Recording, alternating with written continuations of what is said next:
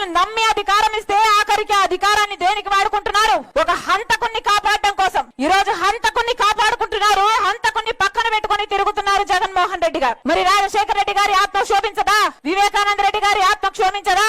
5 సంవత్సరాలు అయిపోయింది హత్య జరిగి. ఈ రోజు వరకు ఒక్క రోజు కూడా జైల్లో గడపలేదు అవినాష్ రెడ్డి. తలెత్తుకొని యథేచ్ఛగా బయట తిరుగుతున్నాడు. కారణం ముఖ్యమంత్రి అయిన జగన్మోహన్ రెడ్డి గారే అధికారాన్ని అడ్డేసి కాపాడుతున్నాడు కాబట్టి. ఈ రోజు మళ్ళీ అదే హంతకులకి, హత్య చేపించిన వాళ్ళకి మళ్ళీ ఎంపీ టికెట్ ఇవ్వడము ఇంకొక ఎత్తు. ఈ ఘోరాన్ని తట్టుకోలేకే, ఈ అన్యాయాన్ని తట్టుకోలేకే రాజశేఖర రెడ్డి బిడ్డ ఈ రోజు ఎంపీగా పోటీ చేస్తుంది. ఇది తప్ప అన్నా?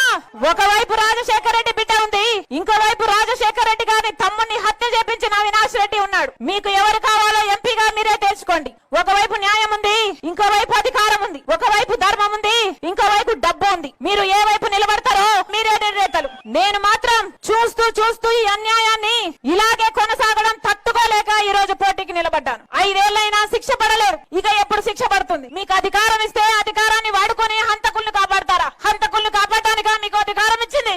ఇందుకే నా ప్రజలు మీకు నమ్మి ఓటేసింది. మీకు ఎవరు కావాలో మీరు తెలుసుకోండి. రాజశేఖర రెడ్డి బిడ్డను నేను. పులి కడుపున పులే పుడుతుంది.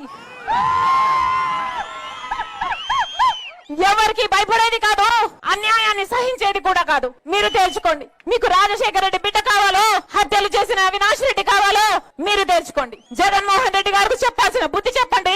అవినాష్ రెడ్డిని ఓడించండి, రాజశేఖర రెడ్డి బిడ్డ గెలిపించండి. రాజశేఖర రెడ్డి బిడ్డ మీకు మాటిస్తుంది. ఈ రాజశేఖర రెడ్డి బిడ్డను మీరు గెలిపిస్తే మీ బిడ్డ అవుతుంది, మీ బలం అవుతుంది, మీ బాధ్యతను తన భుజాన వేసుకుంటుంది, మీకు అందుబాటులో ఉంటుంది, మీరు పిలిస్తే పలుకుతుంది.